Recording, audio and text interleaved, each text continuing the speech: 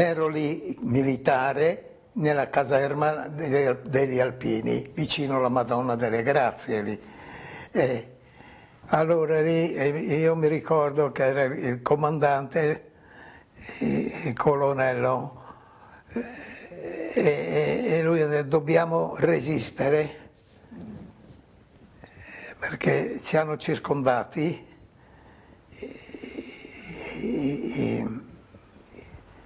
Erano i tedeschi, noi, il comandante nostro, il colonnello Zanier, e un altro dobbiamo resistere, e invece il generale della Giulia aveva sposato una tedesca, no? State calmi, non si fa niente, e non abbiamo posto resistenza. Venivano tutti, praticamente, li mandavano tutti dentro nella nostra caserma. Qui gli alpini di Tarvisio, di Pontebba, di Gemona, venivano tutti in quella caserma lì. Io ero in fureria, mi ricordo, e passavano tutti per la mia per la fureria lì, si tirava giù i dati, i connotati, chi era, chi non era, cosa. È venuta mia sorella a portarmi i vestiti, vieni via, scappa, e io le ho detto mi dispiace, ma non vedi che era la Rosa lì una volta che passava giù, sì.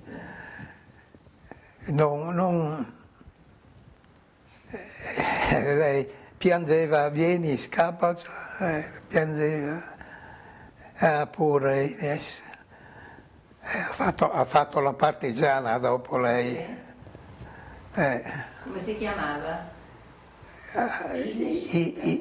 Ines Castellana, il nome non lo so, eppure aveva un nome, sì, di battaglia. Aveva un nome di battaglia, sì. Lì in caserma, allora l'autista del generale era un mio paesano di Gradisca di Spilimbergo, e quello, Albano, vieni via, andiamo, guarda che la macchina, sì, la macchina, intanto era lì sulla porta carraia che mi aspettava, è arrivato il generale. No, Zanier, quell'altro come si chiamavano? C'era due generali alla caserma, e c'era Zanier, non mi viene sul nome. Toldo.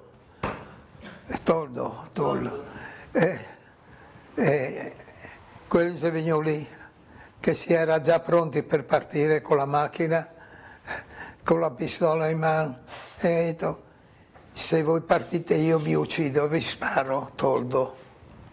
E abbiamo dovuto tornare in Drio, siamo rientrati, e poi da lì è cominciato l'Odissea, ci hanno incolonnati per via Aquileia, e siamo entrati via Butrio, che erano già i vagoni pronti che siamo caricati, e 30-35 per vagone.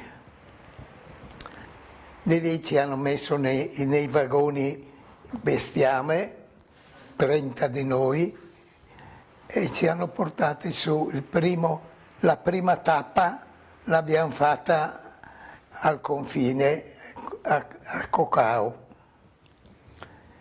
Da lì siamo partiti sempre in questi vagoni.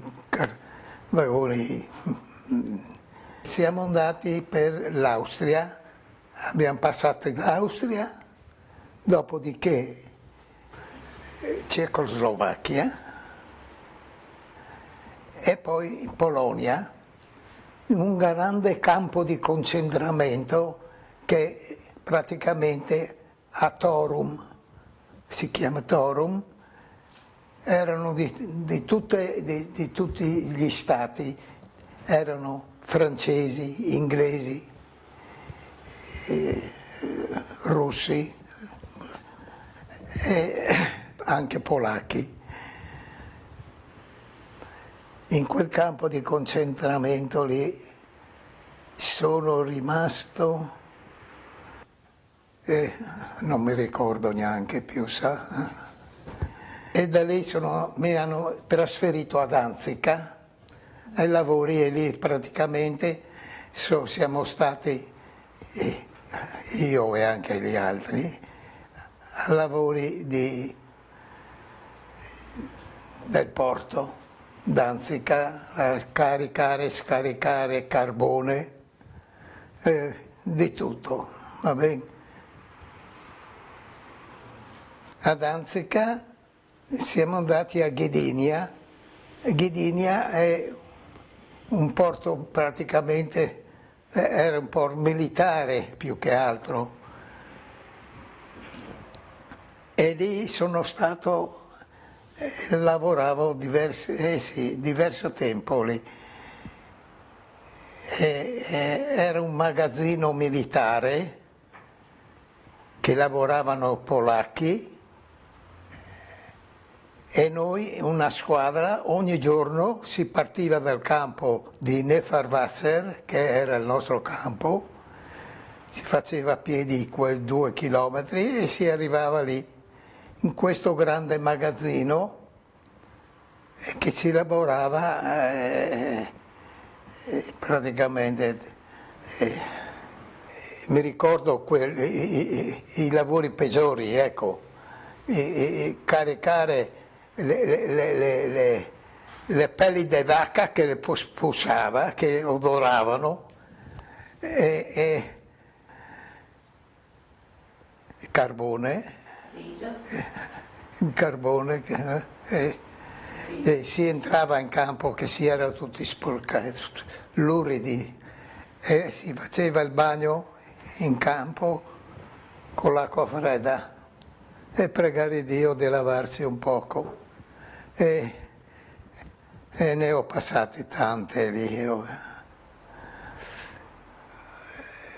Una volta mi sono messo in una baracca dove erano i polacchi che facevano la siesta, ogni ora avevano 10 minuti di riposo, e mi sono messo con loro e mi sono tolto le scarpe che erano bagnate e le ho messe a asciugare. 5 minuti dopo sono venuti dentro la SS, Rausarbeit, ci hanno fatti sloggiare e io scalzo nella neve. Dio, sa che i passati o là. È entrato dentro quella della via Rausarbeit e io sono andato a nascondermi dentro un bidone. Nel bidone lì, sono stato lì fin quando le acque si sono calmate, sono venuto fuori.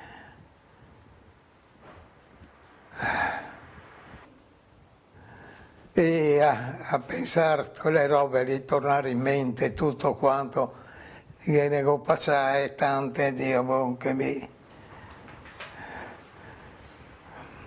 quando si doveva andare a prendere il rancio, e da lì, dalla baracca dove si era noi, si camminava, si andava verso la baracca, era un posto dove distribuivano il rancio, e lì cosa mangiavate? Racconta cosa mangiavate. ognuno aveva, chi aveva addirittura qualcuno non aveva nemmeno corsi, doveva prima mangiare noi e passare la gavetta a quello che non aveva, e mangiava, e si mangiava il minestrone di rape, minestra di rape,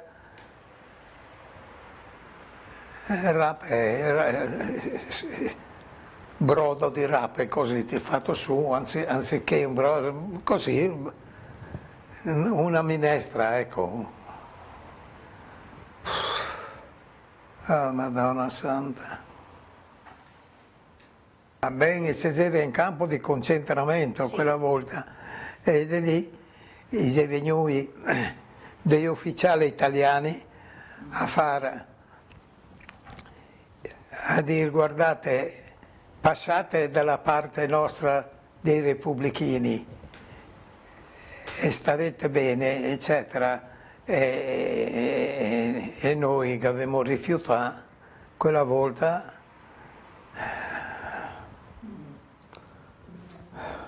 se doveva andare con le barelle a tirar su i morti che c'era durante i bombardamenti, e da lì portarli in un grande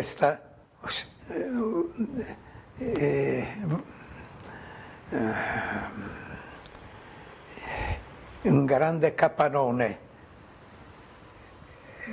e lì c'era solo cadaveri. Ben, quelli erano i disertori, c'erano ragazzi giovani che noi voleva combattere, e da lì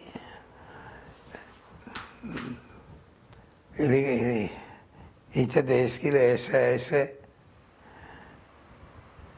li impiccava sugli alberi con la cartella disertore, e vi aspetta anche chi scappa. No, oh Madonna. E non mi ricordi più. La sedura tornare a passare quei momenti lì di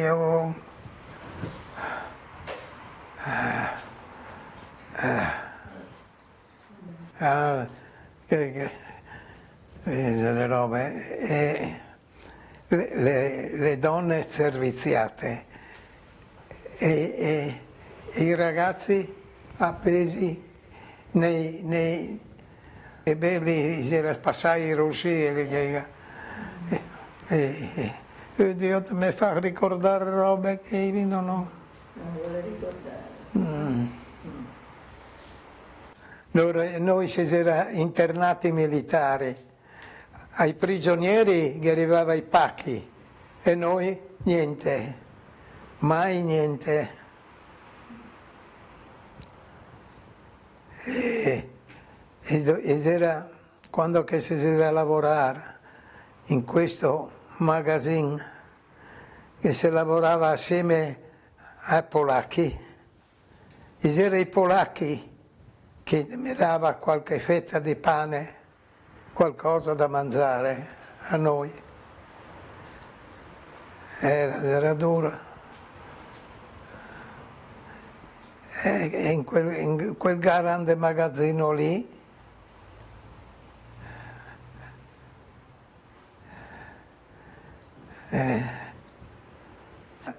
noi prigionieri si lavorava in questo magazzino, era tutto il riso che arrivava dall'Italia,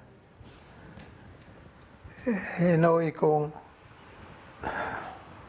una trivella si bucava i sacchi e si metteva il riso, se lo nascondeva nei sacchetti, piccoli sacchetti, se li nascondeva qua sotto, qua là, in modo che no, perché prima di uscire da questo magazzino si facevano il controllo perché se trovava qualcosa ti davano le stangate. Ah, Madonna, no.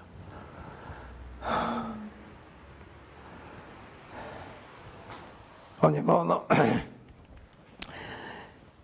si portava in baracca il riso e io mi ricordo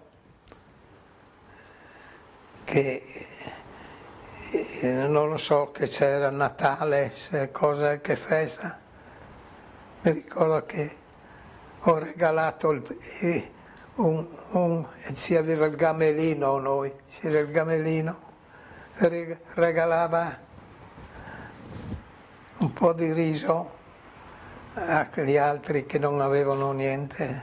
Ah, oddio, oddio, oddio.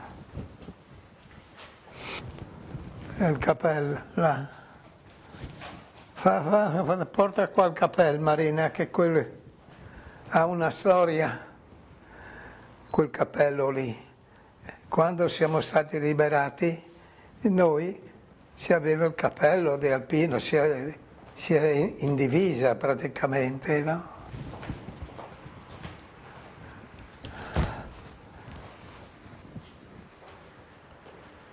Io ero, vedi, ero dell'8° Alpini, del battaglione Tolmezzo, e siamo tornati indietro e i russi, ci hanno liberato i russi, un maresciallo russo aveva una ferita qua, fatta dagli alpini, quando sono andati, sa che gli alpini sono andati in Russia quella volta, e lì, quel maresciallo lì, un alpino si vede che alla baionetta, non lo so come, aveva una ferita qua, e quando vedeva un cappello così alpino erano dolori, e io mi ricordo che abbiamo dovuto nascondere i capelli dopo. E ho dovuto nasconderlo dopo perché gli ho detto che quello là È russo. è russo.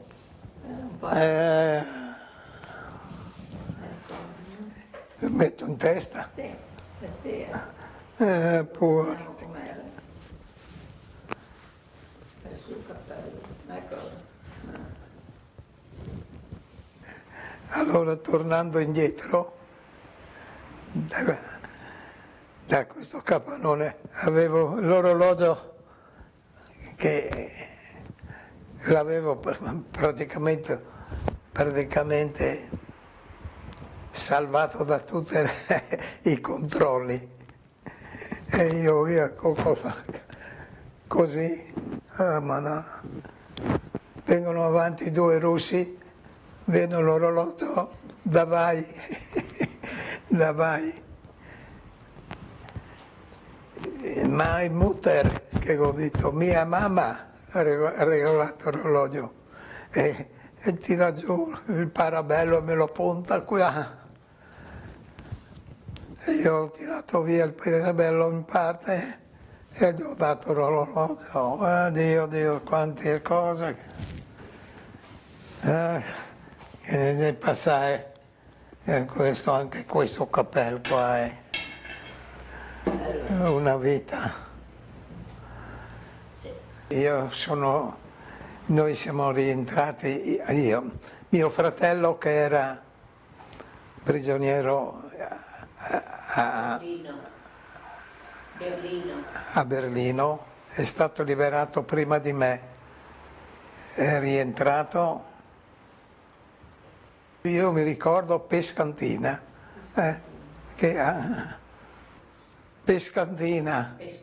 Pescantina è sul confine italo, e lì rientravano tutti prigionieri. lì a cosa o sul confine, ha preso i vagoni, carrozze normali. Carrozze normali, siamo venuti giù.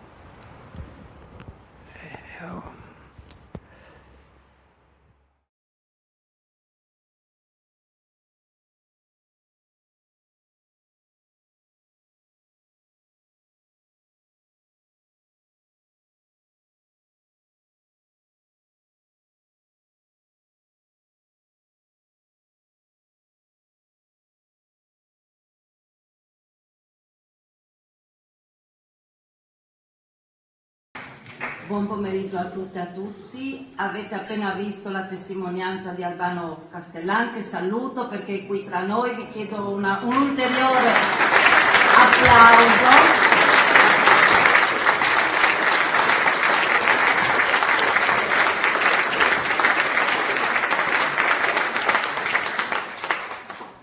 Il signor Castellan, come avete sentito, è classe 1923, quindi 100 anni li ha già compiuti. Era in servizio di leva come alpino nell'8° reggimento del battaglione Tagliamento, viene catturato alla caserma di Prampero di Udine e viene internato prima nello Stalag 20A di Torum, poi a Godinia e infine va a lavorare, come avete sentito dall'intervista, al porto di Danzica come lavoratore coatto.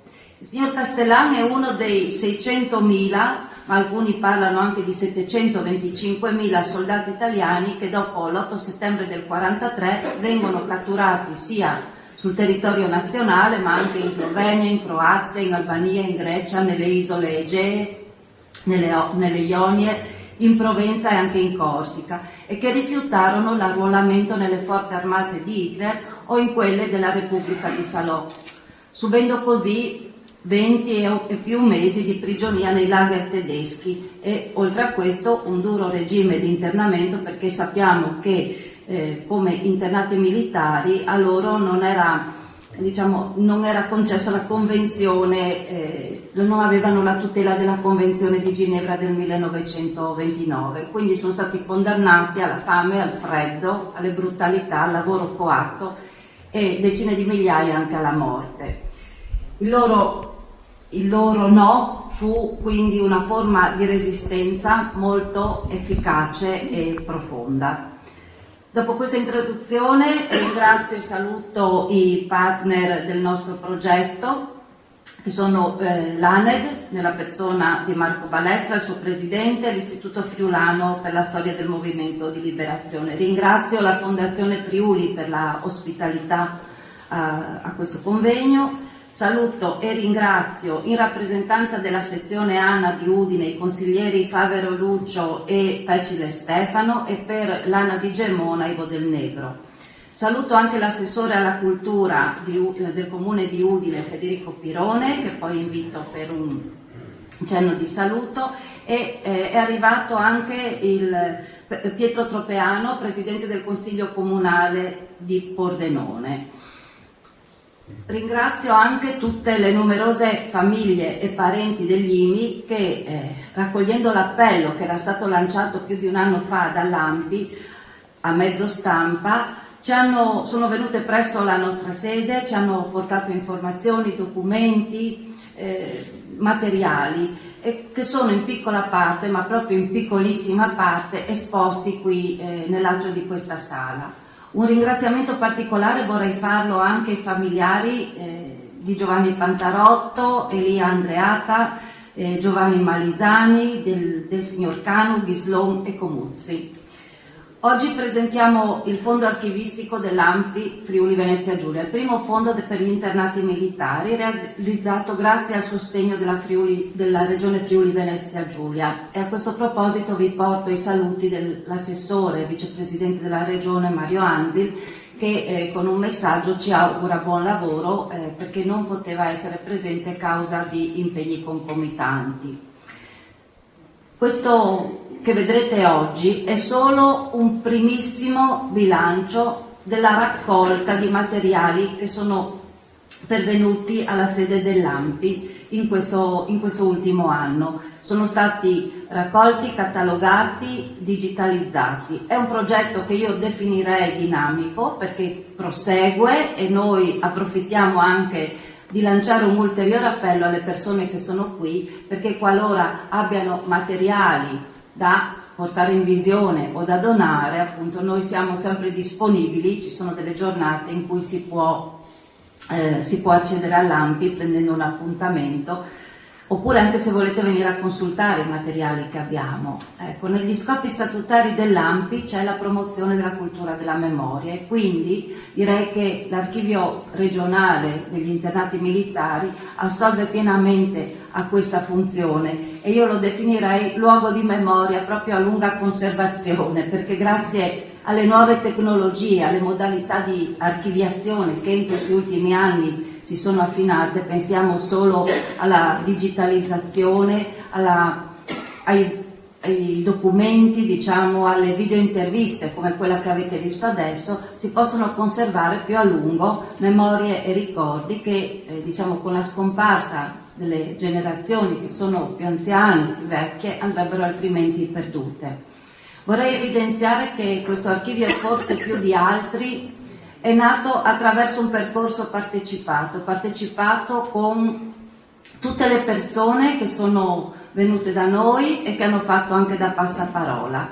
Memoria quindi che noi definiamo bene comune a questo punto, e archivio come mezzo di ricerca per ottenere numerose informazioni che possono fornire sia nuove idee per la ricerca storica e diciamo anche delle proposte per quello che sarà domani, per progetti che noi penseremo al futuro.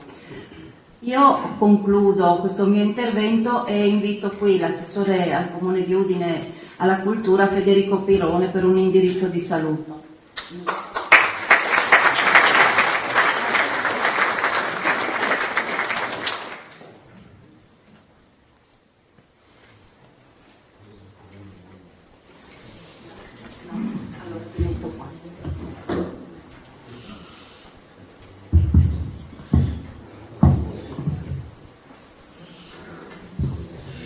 Grazie, buonasera a tutte e a tutti. Consentitemi di iniziare con un ringraziamento al signor Albano Castellan per il suo video, per la sua presenza qui, a lui e la sua famiglia, ma soprattutto anche per il suo coraggio,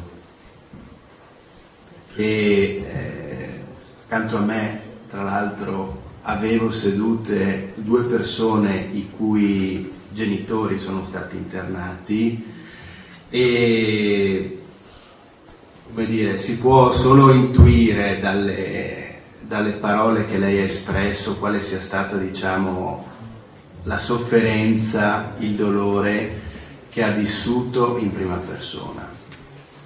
Quindi grazie. E io il secondo ringraziamento voglio darlo ovviamente all'ANPI, che ha avuto il merito di iniziare un percorso, un viaggio che in qualche modo va a colmare anche un vuoto. Badate, gli internati, spesso la vicenda, troppo a lungo, la vicenda degli internati militari è stata in qualche modo sminuita. Recentemente si ricorda qual è stata, diciamo, il portato, no, di questi 600.000 italiani che seppero dire no al fascismo, no al nazismo, e pagarono un prezzo altissimo, molti dei quali ovviamente non facendo purtroppo ritorno a casa. Per troppo tempo non se ne è parlato, non si è riconosciuto lo spessore, il contributo fondamentale alla lotta di liberazione, e questo progetto che l'ANPI ha iniziato 2 anni fa, anche oltre ad affermare ciò che è giusto, in qualche modo è un inizio di, come dire, di lavoro dal punto di vista anche scientifico, archivistico, significativo. Guardate, la parola ricordo e la parola memoria sembrano sinonimi, ma hanno due differenze sostanziali. La parola ricordo in qualche modo significa richiamare al cuore, quindi ha a che fare, diciamo, con i sentimenti, con ciò che la singola persona in qualche modo rievoca del proprio passato. La parola memoria significa mantenere nella mente, e giustamente, no? Antonella Lestani ha parlato della memoria come bene comune, e ha a che fare con una dimensione collettiva, non condivisa, collettiva. Quindi noi oggi siamo chiamati a fare in modo che i tanti ricordi diventino memoria, continuino a essere memoria, in un paese in cui ci si sta scordando troppo spesso, si sta in qualche modo mettendo sempre più a margine il senso della guerra di liberazione, della lotta di liberazione come grande esperienza collettiva, che ha visto l'esperienza partigiana, l'esperienza degli internati militari, ha visto l'esperienza delle forze alleate, ha visto l'esperienza delle donne, no? Anche nella nostra città, in un paese in cui si fa fatica a richiamare il senso antifascista della nostra Costituzione. E non è un caso, e ringrazio anche di questo Lampi, che nel titolo di questo appuntamento il nazismo e il fascismo sono sullo stesso piano. Non dimentichiamocelo, richiamiamoci alla mente facendo memoria. Il fascismo è stato il primo grande sistema totalitario dell'Europa. È stato quello che è nato prima, è stato quello che è durato, forse il franchismo è durato di più, però è durato più di 20 anni. Portato questo paese dentro una guerra, dentro un sistema di oppressione, di discriminazione, di eliminazione di diritti. La responsabilità del fascismo è grande, è enorme ed è alla pari del nazismo. Non dobbiamo dimenticarcelo. Grazie.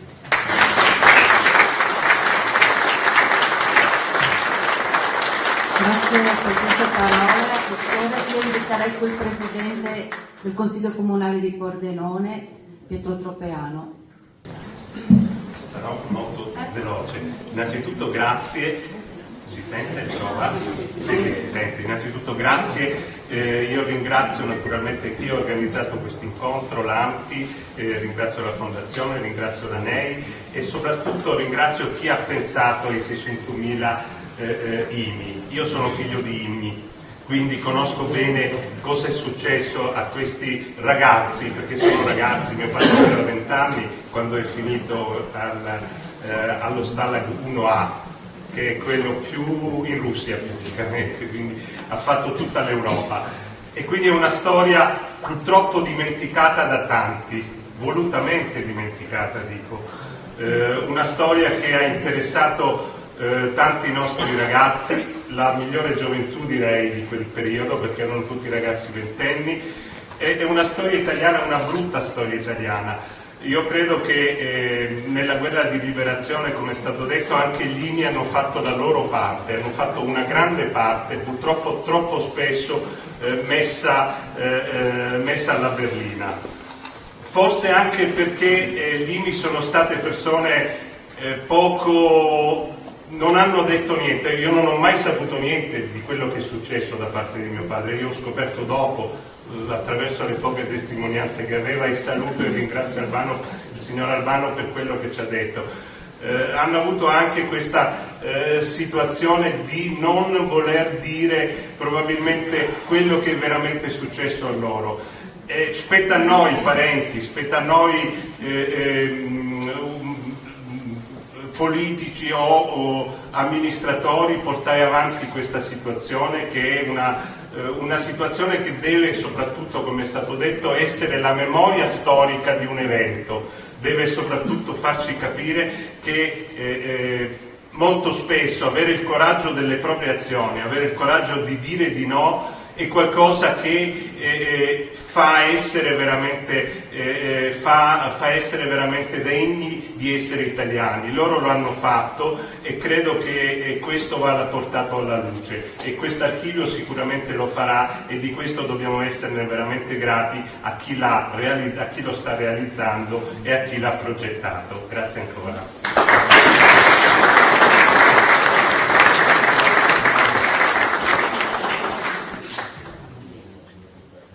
Allora, adesso io direi di passare, diciamo, anche alla fase forse più interessante, con Diego Compagnoni, che è il referente del nostro archivio per gli internati militari, che vi spiegherà come è nato il progetto e quali sono stati i suoi sviluppi. Subito dopo avremo, perché il progetto prevedeva anche un'indagine di tipo storico, ci sarà Andrea Daronco, che è appunto uno storico, che vi parlerà, diciamo, più in particolare delle analisi dei documenti e delle parti più salienti di questo archivio. Quindi passo la parola a Diego Compagnoni. Grazie.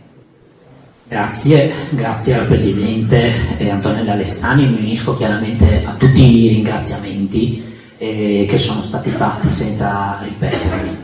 Lo scopo del mio intervento è quello di una presentazione, diciamo, veloce dei risultati del progetto: 600.000 no a Hitler all'alleato Mussolini, e 600.000 no che abbiamo voluto rappresentare anche nella locandina attraverso le fotografie di questi internati senza nome ma con un numero, che vengono dal fondo Bressanuti, e che nel titolo comprende anche questo che è l'incipit del diario di Dell'IMI Giovanni Malisani, che mi dà l'occasione di ringraziare anche Gianna Malisani, con cui abbiamo condiviso in particolare questa attività. Cos'è il nostro progetto? Molto brevemente, l'obiettivo fondamentale che ci siamo posti è quello di valorizzare la storia e la memoria di quella che è stata definita come l'altra resistenza, con particolare attenzione naturalmente alla nostra regione, a queste terre che tra l'altro videro proprio il transitare dei treni, e come sicuramente con qualche testimonianza ci racconterà anche Andrea Daronco, una certa reazione di solidarietà. E farlo come? Per questo appunto l'ANPI ha ritenuto necessario costituire quello che oggi è a tutti gli effetti il primo e unico fondo archivistico sugli IMI del Friuli Venezia Giulia.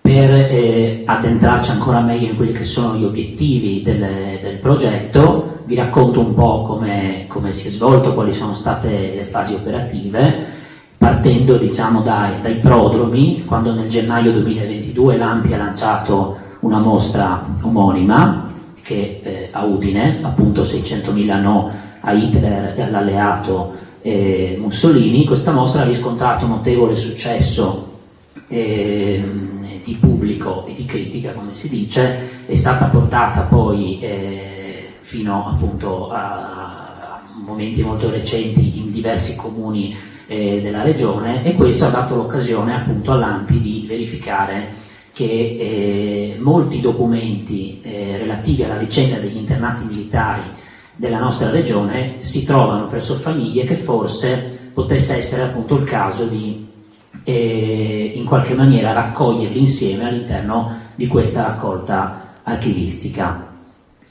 Alla fine del 2022 all'incirca abbiamo avviato alcune fasi preparatorie, fino poi al momento centrale, diciamo, del nostro lavoro, che è stato quello che ha accennato anche la Presidente, di raccolta dei materiali, momento importante anche proprio per il rapporto con i familiari, perché questi materiali sono stati chiaramente raccolti appunto grazie, diciamo, alla disponibilità di numerosi familiari di internati che prevalentemente si sono recati presso il nostro archivio, e abbiamo così diciamo ricevuto dalla viva voce e dal ricordo, insomma, anche dei figli degli internati la testimonianza di queste dolorose vicende. Ci hanno raccontato le vicende o quello che sapevano delle vicende appunto normalmente del padre internato, e ci hanno consegnato i materiali.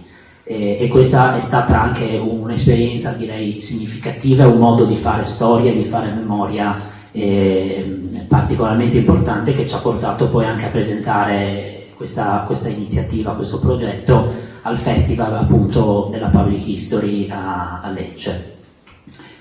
Tra la fine del 2023 e il 2024 abbiamo anche iniziato a organizzare i materiali e la catalogazione, e la fase di catalogazione, per poi arrivare alla fase finale, che è poi anche l'obiettivo fondamentale del progetto, che è la fruizione pubblica dei materiali. Infatti abbiamo detto chiaramente che la finalità è quella di valorizzare la storia degli internati, ma l'obiettivo importante è quello di consentire appunto che in un unico luogo sia gli studiosi e sia la popolazione in generale possa trovare appunto il corpus di documenti che abbiamo raccolto, quindi facilitare anche la ricerca, lo studio e la conoscenza e la divulgazione di questa vicenda.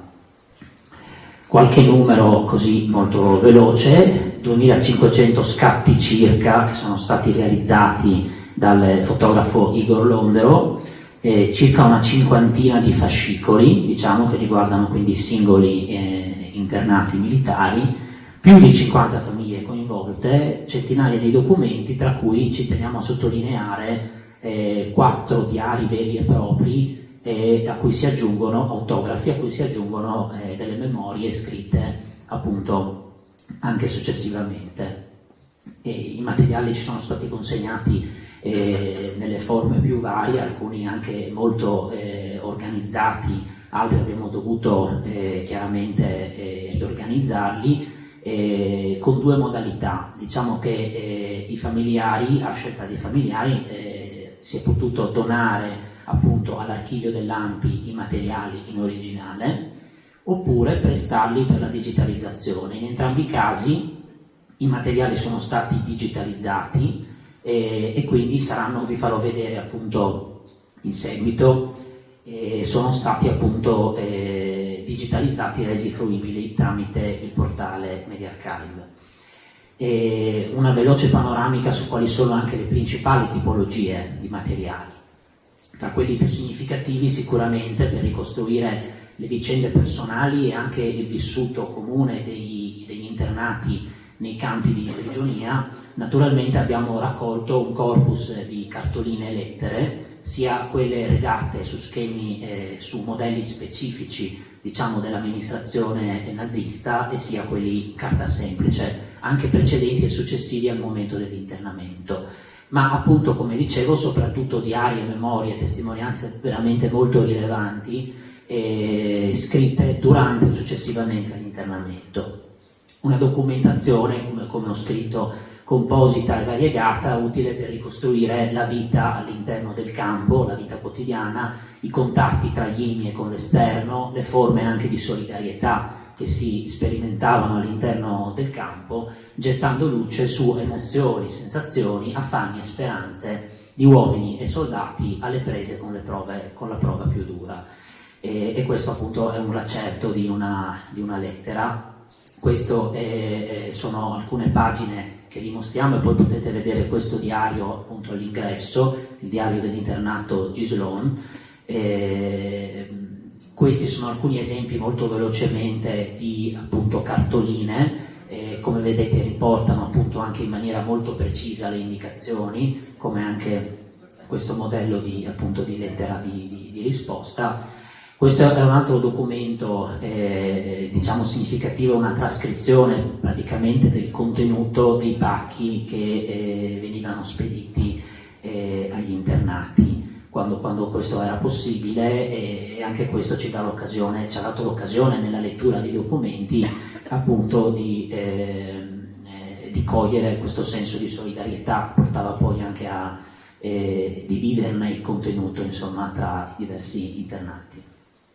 Documenti poi dal campo che rispecchiano in qualche maniera la tragica meticolosità dei nazisti nella deportazione, nell'internamento dei Limi e nella stessa organizzazione del campo.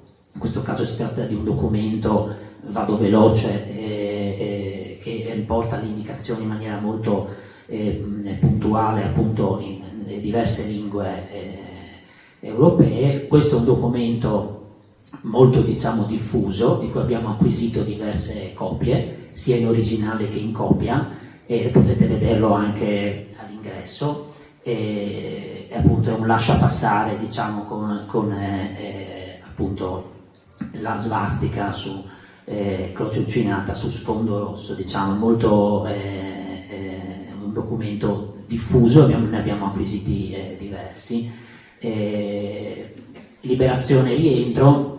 Ci sono alcuni documenti legati anche a questo periodo, in particolare questi sono quelli rilasciati dagli alleati anglo-americani, e questo è una sorta di, diciamo, di corrispondente dei sovietico.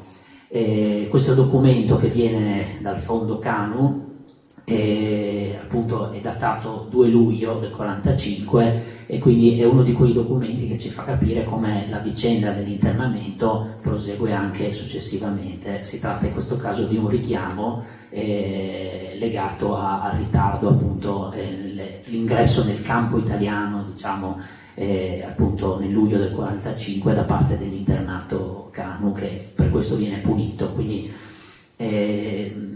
come vado veloce perché chiaramente poi non tolgo spazio anche al dottor Daronco, come si fruisce chiaramente dei materiali che abbiamo acquisito? Lo facciamo attraverso l'archivio multimediale del Novecento, alias portale appunto Media Archive FVG, che adesso vi mostro brevemente, che appunto interseca il nostro progetto con quest'altro progetto regionale che coinvolge diversi enti. Appunto abbiamo, grazie alla CG Informatica, aggiunto una ulteriore scheda a fianco a quella del partigiano, che è la scheda dell'internato militare.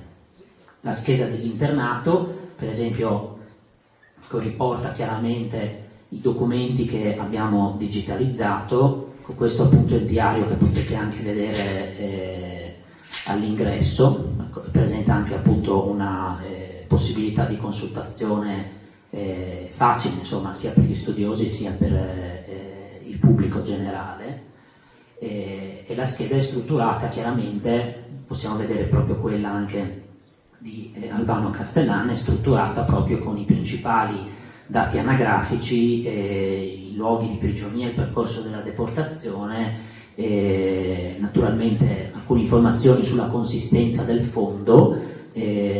Appunto ricordo che alcuni di questi documenti sono conservati in originale presso il nostro archivio, altri continuano a essere conservati presso le famiglie, ma appunto in copia sono anche presso il nostro archivio, quindi verranno preservati, diciamo, più facilmente. Sulla sinistra potete trovare anche appunto i documenti che compongono il fondo. In questo caso vi faccio vedere magari come esempio anche un documento particolare, che è un piccolo dizionario italiano-polacco, appunto, è un documento unico tra tutti quelli che abbiamo raccolto.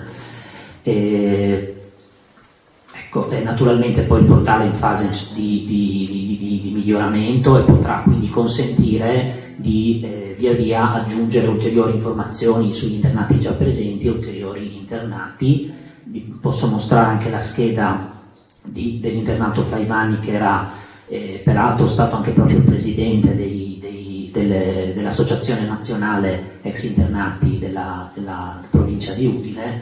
Per concludere, come ha accennato la Presidente, il nostro progetto continua. Continua perché i contatti che sono stati avviati con le famiglie, con i familiari, diciamo, sono stati avviati anche in seguito al momento in cui abbiamo chiuso la fase di raccolta di materiali. La raccolta archivistica appunto è ad oggi consultabile, in particolare tramite il portale MediArchive, e quindi questo è in qualche maniera un progetto che è diventato e diventa parte integrante dell'attività del nostro archivio storico. Appunto un ringraziamento particolare deve andare insomma certamente ai familiari tutti. Abbiamo citato qualche famiglia, qualche familiare, ma sono veramente tanti. Grazie a questo rapporto diretto abbiamo potuto raccogliere meglio le vicende, ricostruirle al meglio possibile, proprio con l'obiettivo di conservare preziose tracce di una vicenda drammatica, fonti storiche e memorialistiche recuperate nel presente e soprattutto preservate per il futuro dall'inevitabile oblio che cade, ho usato questa immagine come una lama tagliente, sulla storia degli internati militari italiani che si trovarono, qua vedete in trasparenza una fotografia rubata dal campo, si trovarono alle prese con la prova più dura, ma sempre consapevoli di aver fatto con coraggio la scelta giusta. Grazie per l'attenzione.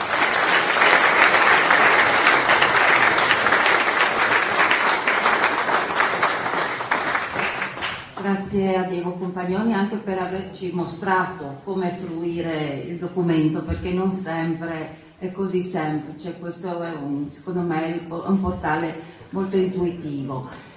Una curiosità prima di passare la parola al nostro storico Andrea Daronco. Quanti siete parenti presenti? Ero curiosa. Ecco. Lei la conosciamo, ecco, grazie, perché ero curiosa di saperlo. Grazie. Allora adesso la parola a Andrea Daronco per l'illustrazione dei materiali. Buonasera a tutti. Di solito si dice è un piacere essere qui, per me è un onore essere qui, è un onore aver partecipato ad un progetto così importante per la collettività, che è appunto quella della riscoperta e della salvaguardia della memoria degli IMI. Vi spiego un momento. Io sono stato chiamato da Antonella Lestani per svolgere il lavoro da storico, un lavoro di ricerca accademica e condotta in maniera scientifica, in quanto questo è il mio lavoro. Però ovviamente anch'io, essendo un cittadino italiano, ho il mio trascorso e anch'io, come tante famiglie, ho almeno un IMI fra i miei parenti. E quindi quando io non mi sono occupato mai di IMI, quindi quando mi è stata proposta questa cosa, io ho accettato e sono rimasto subito colpito, travolto dalla qualità del materiale recuperato, proprio dal punto di vista accademico, e ho compreso l'importanza del progetto di cui stiamo parlando oggi. L'importanza dal punto di vista storiografico, proprio sto dicendo. Perché? Perché io, per esempio, come vi dicevo, avevo un parente IMI, va bene, come ce ne sono tanti, come quasi tutti di voi, quasi ognuno di voi ne ha avuto uno. Tuttavia, le fonti scritte, le fonti di oggetti e i documenti sono presenti in quantità irrisorie, in quantità piccolissime. Per esempio, fra 50 schede di cui Diego ci parlava prima, abbiamo trovato 4 diari, sono 4 diari molto interessanti.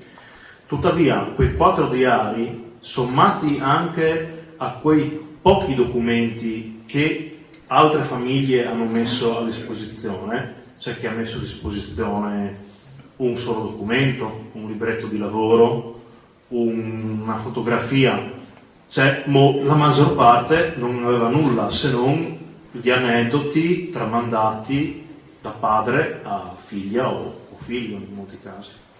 E l'importanza di questo progetto è appunto il fatto che tutte queste fonti storiche si compenetrano e si complementano fra di loro.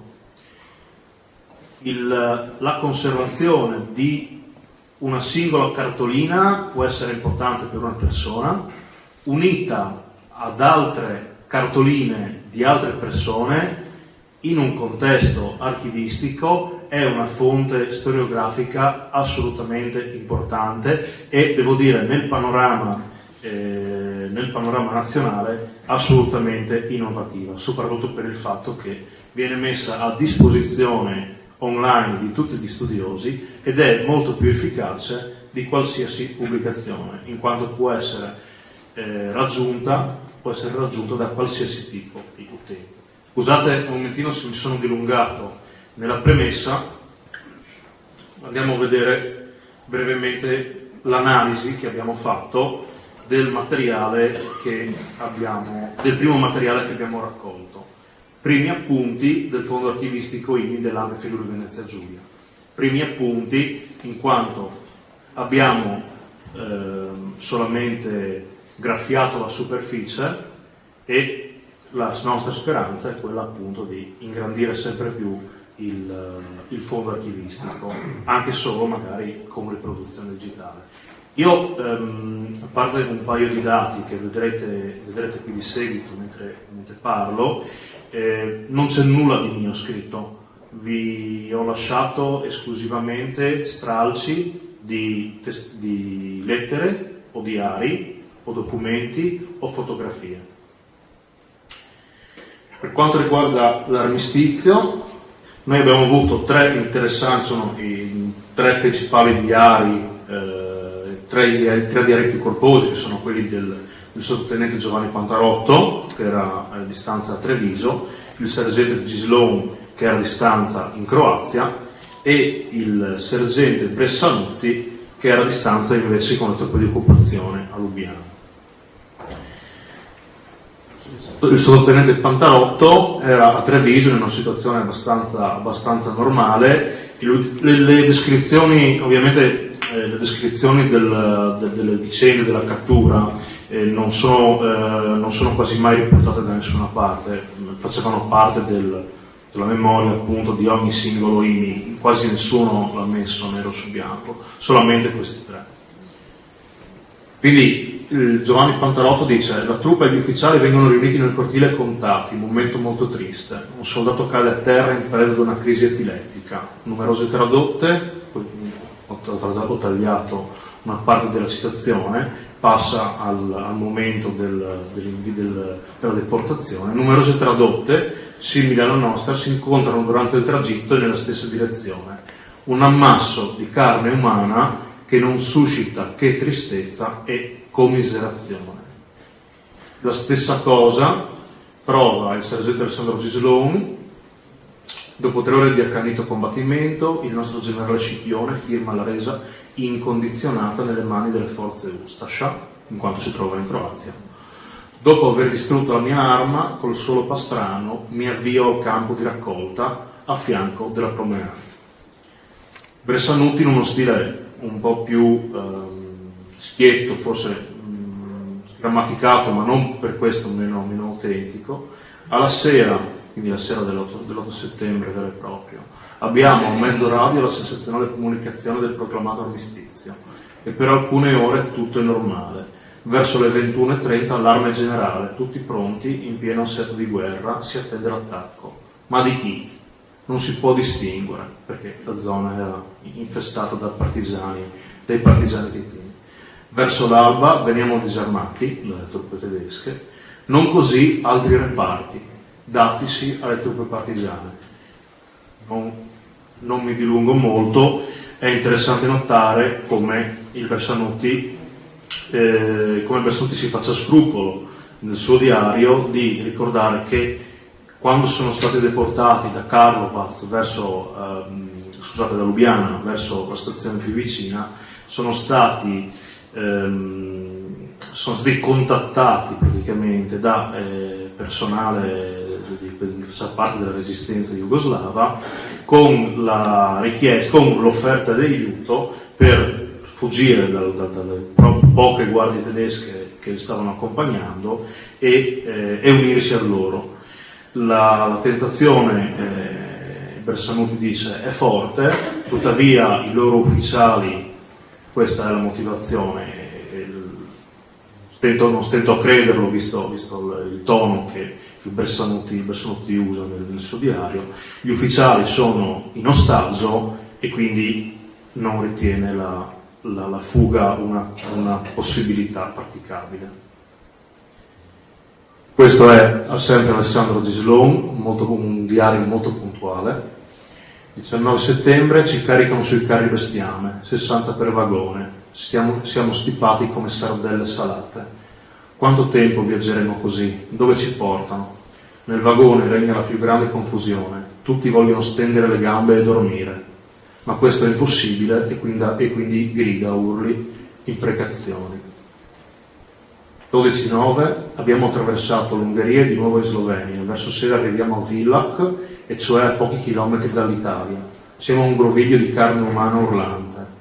Non si parla di darci da mangiare. Cosa sarà successo in Italia? Nessuna novità durante la giornata. Il compagno Borgia mi ha confidato l'intenzione di tentare la fuga. L'ho sconsigliato.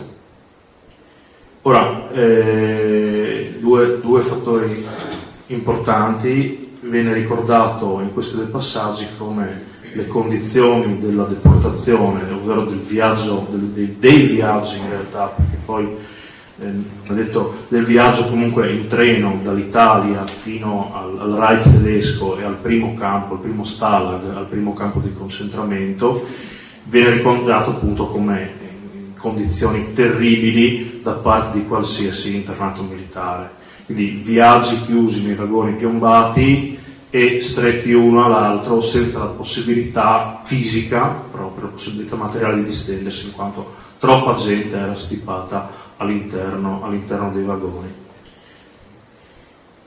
E un'altra cosa era quasi un'ossessione per ogni ragazzo, per ogni giovane soldato di leva, per ogni ufficiale, era appunto cosa sta succedendo in Italia. Perché loro stanno andando verso una destinazione ignota, stanno andando verso il nord, stanno andando verso il centro dell'Europa, ma in Italia i familiari cosa fanno? Non ci sono contatti, e questo è uno dei cruci che rimarrà, una delle pene maggiori che tormenterà ogni internato militare italiano per tutto il periodo in Germania. Per dare alcuni numeri, come diceva prima Antonella Lestani, quantificare il numero degli INI non è facile, la cifra accertata dal punto di vista storiografico è fra i 600 e i 700.000, che non è tutto l'esercito italiano che era alle armi all'epoca, è qualcosa di meno perché in realtà c'erano dei reparti dislocati in Grecia che vennero mantenuti in internamento, diciamo, in campi di concentramento in Grecia, altri invece vennero portati al fronte orientale, quindi non vengono calcolati come IMI, in quanto quel territorio lì non faceva parte del Reich, del cosiddetto Grande Reich, che era il Reich più le province che erano state conquistate nel 1941 e 1942. In più si dovrebbero togliere da questa cifra anche chi immediatamente ha deciso di collaborare con i tedeschi. Collaborazione con i tedeschi che viene richiesta sin da subito. Sempre Bersanuti in Slovenia dice: sì, ci hanno catturato, ma subito la SS ci chiedono di passare con loro, proprio prima di arrivare in stazione, prima di caricarli. Nessuno accetta. C'è comunque in storiografia, è presente, sono presenti esempi riportati da storici tedeschi nella recente storiografia di comunque alcuni soldati, alcuni dei reparti delle camicie nere, qualche migliaio in realtà, non niente di particolare, ma che effettivamente passano sin da subito alla collaborazione con le SS. Per quanto riguarda i caduti, noi abbiamo una cifra che venne fornita dall'Oberkommando der Wehrmacht, il comando superiore lo Stato Maggiore delle Forze Armate tedesche, in pratica, che venne fornito nel marzo del 1945 all'ambasciata della Repubblica di Salò a Berlino, che riportava la cifra di 15.000. In realtà, sempre secondo la storiografia tedesca più recente, la cifra dei caduti, degli IMI che non sono più tornati in Italia, è invece stimabile fra i 25 e i 30.000. La distruzione degli archivi tedeschi e il caos generato verso la fine della guerra non rendevano possibile una stima puntuale e precisa delle perdite. Per quanto riguarda la provincia di Udine, noi abbiamo un documento che è presente in archivio ANPI di Udine, ed ecco appunto l'importanza degli archivi, compilato dal 33esimo Comando Militare Provinciale della Repubblica Sociale, in pratica una sorta di distretto militare di Udine sotto l'RSI in pratica. E in questo documento, nel documento del 44, dicono che in provincia di Udine, il distretto militare di Udine e all'epoca esisteva ancora il distretto militare di Sacile, fra tutti questi militari 14.700 erano quelli che erano internati militari in Germania. Da una pubblicazione invece di Fabroni, di 600.000 pubblicazione, anche questa pubblicazione ANPI, se non vado errato, abbiamo la cifra di 848 caduti nella provincia di Udine fra gli IMI, quindi non quelli che hanno resistito, non anche quelli che hanno resistito invece successivamente all'8 settembre e che sono morti nelle numerose, e anche queste purtroppo dimenticate, battaglie successive all'8 settembre, per esempio Tarvisio, Roma, Cefalonia è famosa. Con questa cifra, vuol dire aggiungendo anche loro, quindi i caduti per la difesa effettivamente dei confini nazionali dopo l'8 settembre, si raggiungerebbe la cifra di qualcosa di superiore al migliaio. Quando partono i treni, quando partono le tradotte della deportazione, si assiste, i militari, i giovani militari, tutti quanti, assistono a un movimento spontaneo di assistenza e solidarietà da parte della popolazione italiana, ma non solo, perché da parte della popolazione italiana è abbastanza comprensibile, anche se in realtà è un fenomeno ancora non molto studiato, che merita approfondimento. Qui da noi, per fortuna, abbiamo il Comitato Donne Resistenti, che hanno fatto una serie di, vi invito ad andare a cercare informazioni su internet, hanno fatto una serie di attività, diciamo così, un documentario, per ricordare appunto questa solidarietà civile nei confronti dei connazionali che venivano deportati in Germania. Ma lo stupore da parte degli italiani è la popolazione che loro stavano occupando fino all'8 settembre, perché l'Italia effettivamente era in guerra a fianco dell'Asse, nonostante il 25 luglio Mussolini fosse caduto. Comunque fino all'8 settembre le truppe italiane continuavano ad occupare la parte meridionale della Francia, la parte della Jugoslavia, tutta la provincia di Lubiana, la Grecia e quant'altro.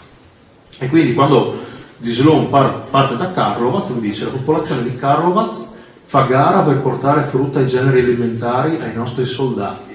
I tedeschi proibiscono con cattive maniere questi rifornimenti. E Bressanutti invece dice: durante tutta la Slovenia, fino alle prime piccole località, ovvero sì, fino alle località più piccole, eravamo attesi dalla popolazione che ci offrivano assieme ai loro auguri ciò che avevano, pane e frutta, ortaggi e manifestazioni di simpatia ovunque e da tutti a rivederci sfidando la rigorosa sorveglianza tedesca. Una volta passato il confine invece, e questo è un altro aspetto che troviamo praticamente sempre nelle testimonianze scritte e orali degli internati, è l'accoglienza in Germania, come vengono salutati, passatemi il termine, le tradotte dell'alleato italiano, praticamente dei prigionieri, fra virgolette, dell'alleato italiano che ha abbandonato la lotta.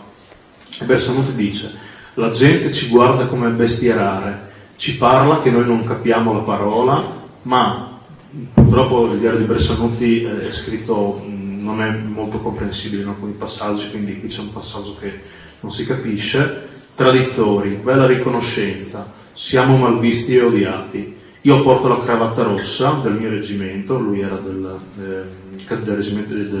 reggimento fanteria cacciatori delle Alpi, che per tradizione garibaldina portava la cravatta rossa e appunto era stata mal interpretata come un segno politico.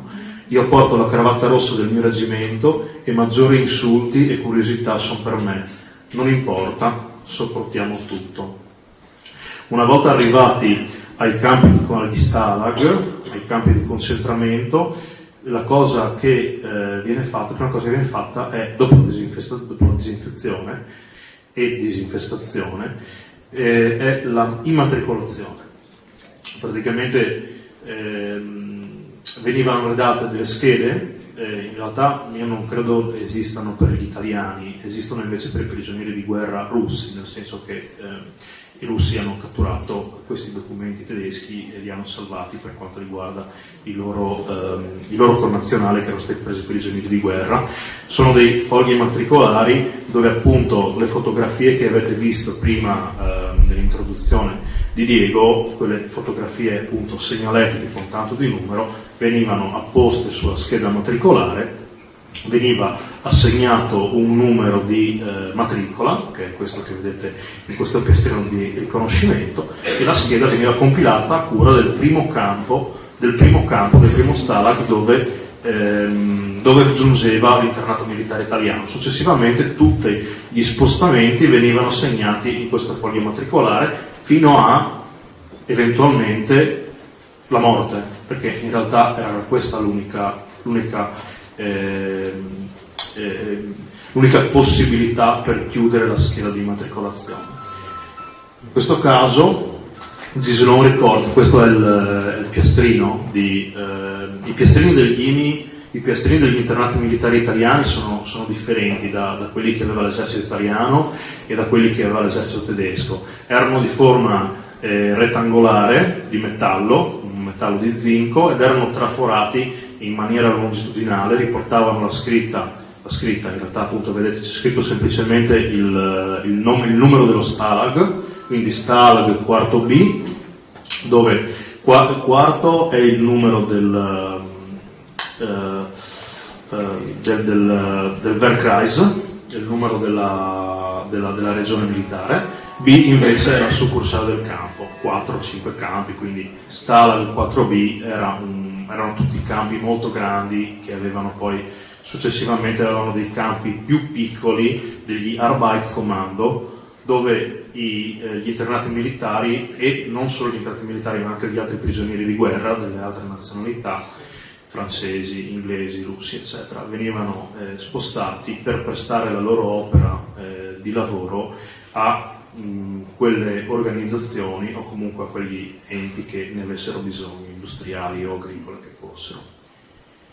Ci danno il piastrino: da oggi non siamo più uomini, siamo un numero. Ora, non so come mai, ma in quanto Giselon è tornato a casa, la sua piastrina invece è spezzata. Era fatta apposta, in quanto in caso di morte, come per i militari, in caso di morte dell'internato militare, la piastrina sarebbe stata spezzata in due, la coppia libera, diciamo, dalla catenella o comunque dall'accetto che la teneva al collo, la copia libera appunto veniva riportata allo Stalag dove era avvenuta la prima immatricolazione, in maniera appunto da avere la prova dell'effettivo decesso dell'internato, mentre la parte invece vincolata dal laccio, dalla catenina praticamente, che rimaneva con il cadavere dell'internato. Questo è un altro esempio di piastrina ed è fatta molto rozzamente in legno, tuttavia è quella originale del tenente Andreatta. Qui lo vediamo in uniforme da tenente dell'artiglieria del Regio Esercito ed era presente, è stata fatta mentre era internato al campo di concentramento di Przemyśl in Polonia, praticamente fra la Polonia e l'Ucraina. Vado un momento veloce perché mi dicono, queste sono le fotografie, queste arrivano dal fondo Bersanuti. Io non so come il Bersanuti ha fatto a procurarsele, c'è anche la sua fotografia nel senso, ma fra i suoi documenti sono comparsi una sessantina, anche più, di fotografie segnaletiche. E queste, come vi dicevo, sono le fotografie che venivano fatte immediatamente all'arrivo nel campo di concentramento e dicono tutto, non hanno bisogno di alcuna descrizione, perché i soldati erano appena scesi dal treno in pratica. Allora, non c'è uno spartiacque amministrativo, le cose amministrative piacciono un sacco a noi storici. In realtà la cosa cambiò la vita degli internati militari solo parzialmente. Allora, come giustamente è stato detto prima, internato militare italiano, o comunque internato militare come definizione giuridica internazionale, di per sé non esiste, ed è anche un ossimoro nel senso. Internato militare, internati militari c'erano in Svizzera, nei paesi neutrali, in Svizzera, in Spagna, in Svezia e quant'altro. Un internato militare è semplicemente un militare di un paese belligerante che per un motivo o per l'altro si trova in un territorio neutrale. Quindi il paese che lo arresta, diciamo, che lo trova, per mantenere la sua neutralità e non restituire la forza combattente in quanto è un soldato, per esempio, per non tradire la sua neutralità, lo mantiene in uno stato di arresto fino alla fine delle ostilità. Ma questo è un istituto giuridico internazionale che esiste dall'inizio del Novecento. Invece l'internato militare italiano nel contesto tedesco non ha assolutamente alcun valore giuridico, ma mi spiego subito. Internato militare non è prigioniero di guerra. Prigioniero di guerra riceveva i pacchi della Croce Rossa del proprio paese attraverso la Croce Rossa internazionale in Svizzera. Gli internati militari italiani non avevano alcun tipo di garanzia né potevano sperare di ottenere alcuna assistenza dall'ambasciata italiana a Berlino, in quanto l'ambasciata italiana a Berlino era l'ambasciata italiana della Repubblica di Salò, la cui Repubblica di Salò aveva interesse negli internati militari italiani esclusivamente per la creazione dell'esercito repubblicano nazionale, che era l'esercito l'esercito fascista della Repubblica di Salò. E qui arriviamo ai 600.000 no. E qui si unisce un momentino, è necessario fare un ragionamento storico. Fu effettivamente resistenza passiva? No, fu resistenza attiva, perché mantenere centinaia di migliaia di persone in condizioni dove la loro sopravvivenza fisica viene messa in continuo repentaglio, in quanto non gli davano da mangiare e non gli davano cure mediche, né avevano la possibilità di ripararsi dal freddo, dalle intemperie. In quel caso dire di no a qualcuno che ti offre da mangiare, a qualcuno che ti offre di tornare in Italia, a qualcuno che ti offre dei panni caldi, voglio dire, a qualcuno che ti offre un letto, è un atto di coraggio ed è un atto di resistenza attiva che viene perpetrato, che viene portato avanti per più di 1 anno e mezzo da ognuno dei 600.000 internati militari italiani. Successivamente, solo per spiegarvi l'immagine, nell'estate del 1944 gli IMI vengono rilasciati. Gli IMI vengono rilasciati in quanto per un ordine dello Stato Maggiore delle Forze Armate tedesche, gli internati militari vengono trasformati in lavoratori civili. Vediamo se c'è una...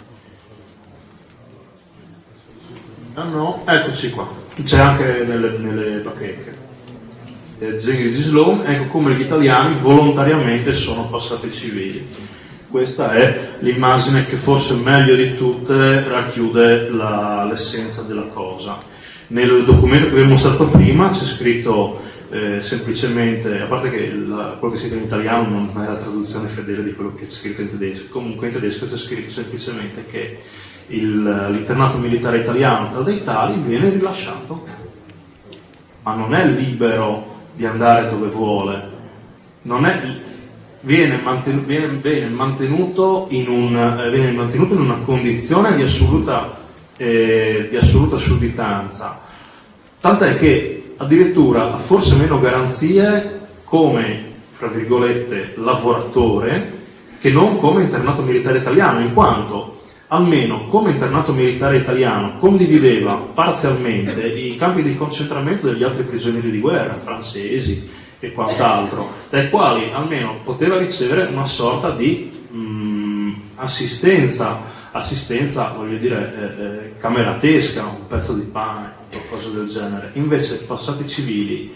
erano alla mercé di qualsiasi imprenditore, alla mercé di qualsiasi datore di lavoro. Vado avanti velocemente, ci sono molte cose, purtroppo io sto andando fuori dal tempo che avevamo concordato.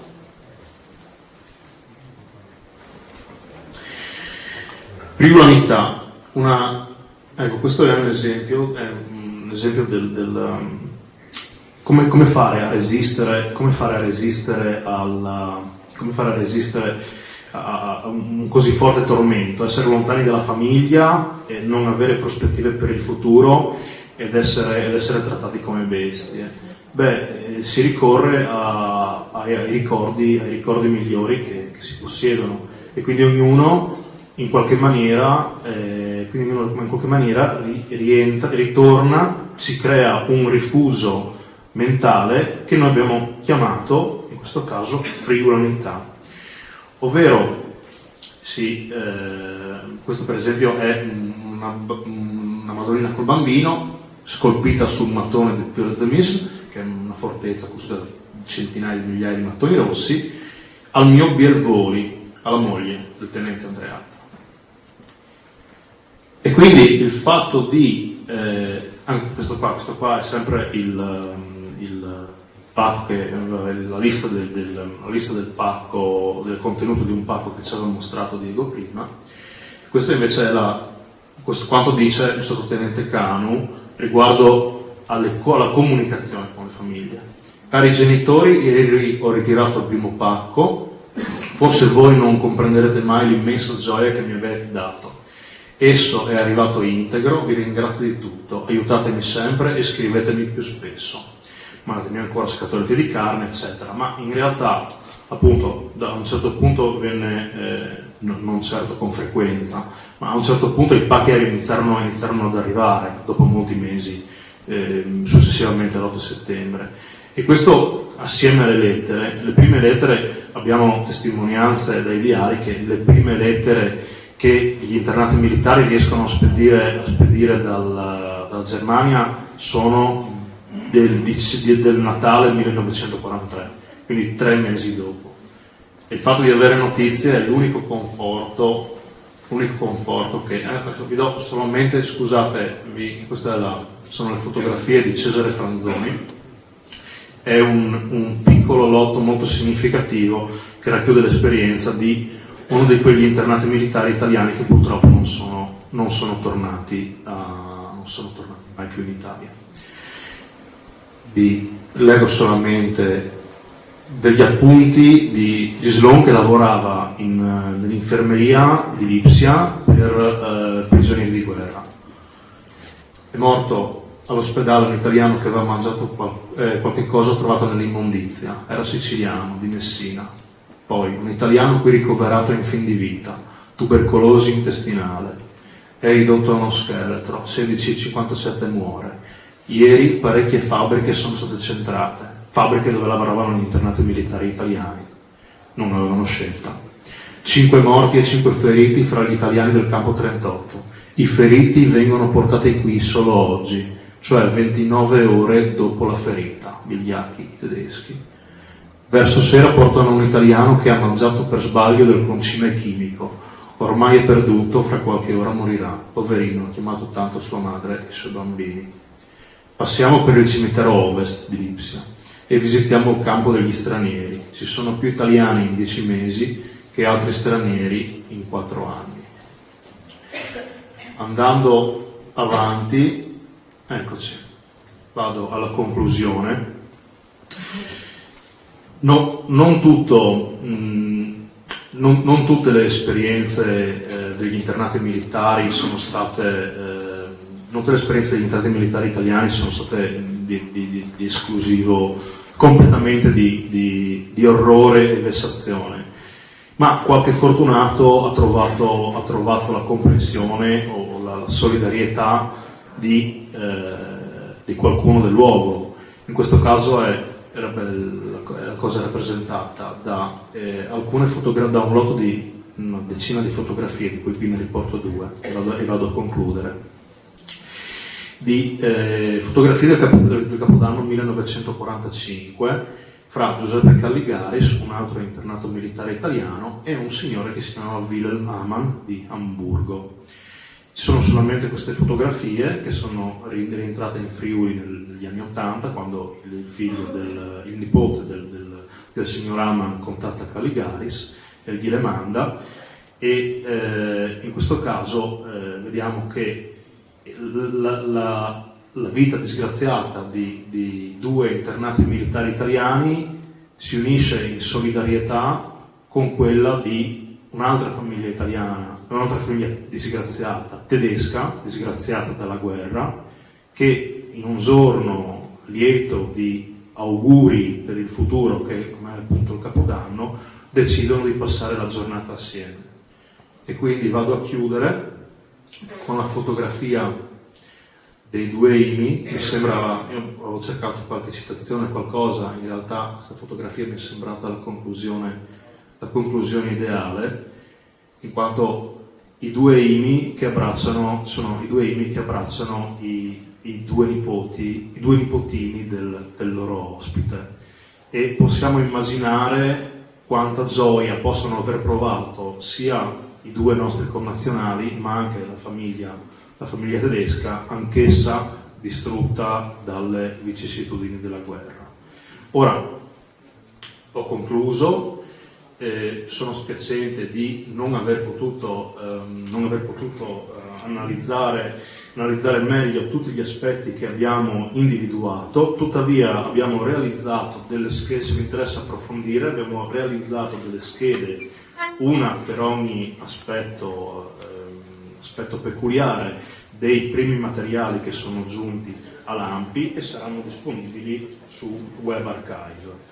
Quindi è tanto per ricordarvi che la ricerca è ancora in moto e quindi questa è solamente la superficie, bisogna ancora scavare. Vi ringrazio.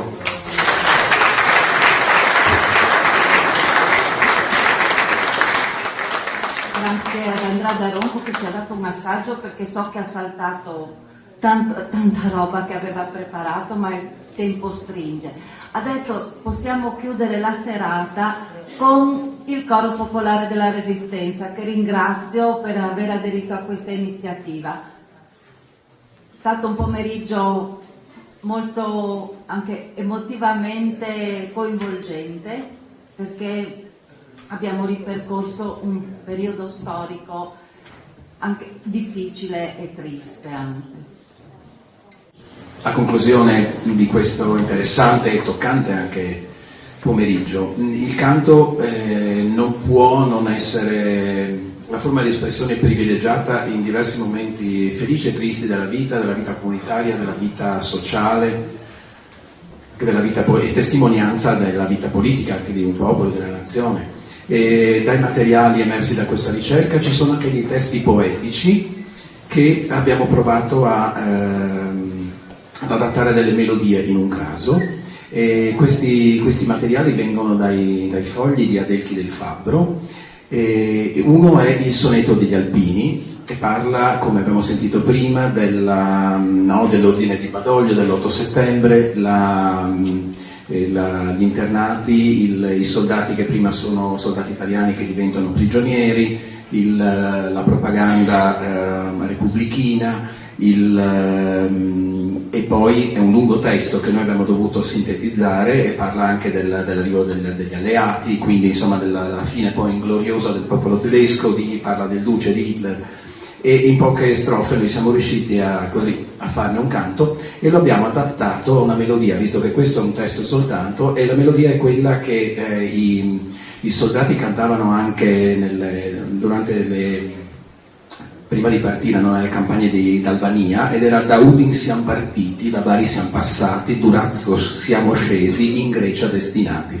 Su questa melodia, che probabilmente Adelchi del Fabbro conosceva, abbiamo adattato questo canto all'8 di settembre. E poi il secondo canto, sempre dai suoi testi, è un testo che riprende una canzone nota all'epoca, O tedeschi di razza dannata o di razza galera, insomma, ed era un canto della prima guerra mondiale, riadattato poi e riutilizzato anche durante la seconda, e parla appunto della vita, insomma, abbastanza difficile da internati, il poco cibo, e poi parla, questo canto non abbiamo messo la strofa, ma parla di una tortura abbastanza atroce, che era quella del essere appesi al palo e probabilmente con i piedi sospesi e con una baionetta puntata sul petto, quindi bisognava rimanere in equilibrio o ferirsi, e diverse strofe, alcune strofe parlano anche di questo. Anche in questo caso abbiamo semplificato il testo.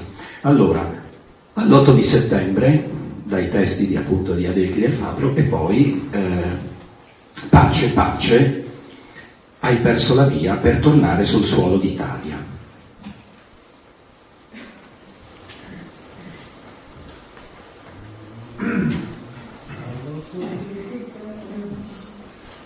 All'8 di settembre la radio annunciava che al quartier Badoglio la pace confermava. Nella Badoglio stesso l'ordine veniva dato di combattere ad ogni costo il nemico avanti alleato. Ma invece da fascisti di sangue sfegatato l'ordine di Badoglio veniva annullato. Ma quei Mussolini che credevano di cantare finivano dai tedeschi di farsi comandare. Noi che d'Italia fummo soldati fino a ieri, il 9 di settembre ci han fatti prigionieri. E questa fu la sorte, ci siamo rassegnati, ci portarono presto in Germania internati. Non fu per tutto questo che perdemmo l'orgoglio, se per strada i tedeschi gridavan Raus Badoglio. Ma tosto passa il tempo di far con noi gli indiani, quando comincia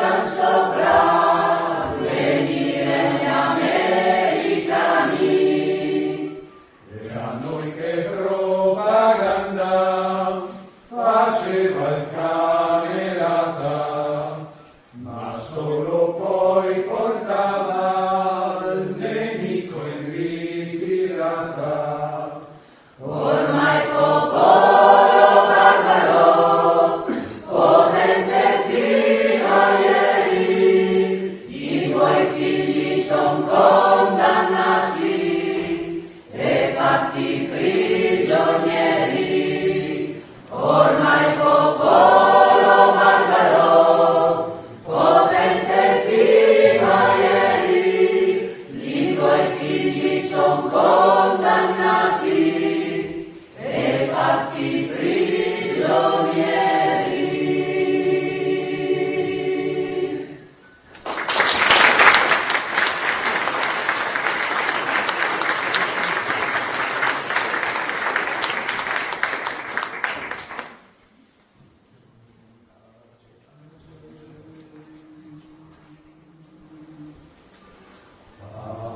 Pace, hai perso la via per tornare sul suolo d'Italia, e se ci togli da questa canaglia che per tanto tempo ci ha fatto soffrire. E se ci togli da questa canaglia che per tanto tempo ci ha fatto soffrire.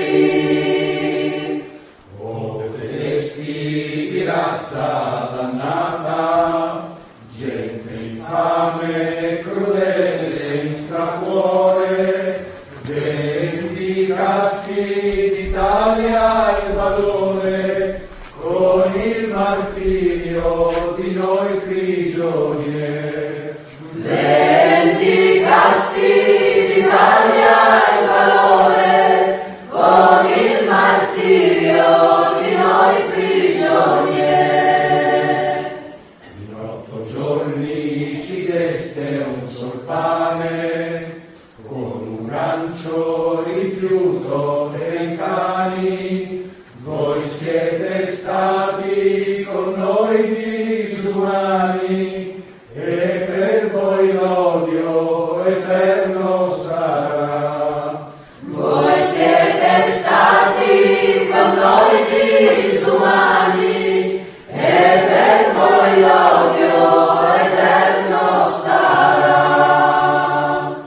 Finalmente finita la guerra, la pace era lunge tornata, siamo giunti all'Italia naterra e abbiamo finito il nostro soffrire.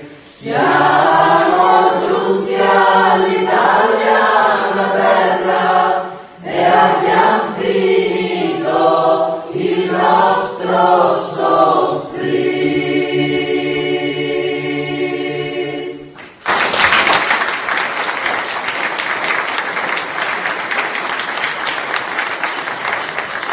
Coro popolare della Resistenza diretto dal maestro Roberto Pisano. Grazie a voi.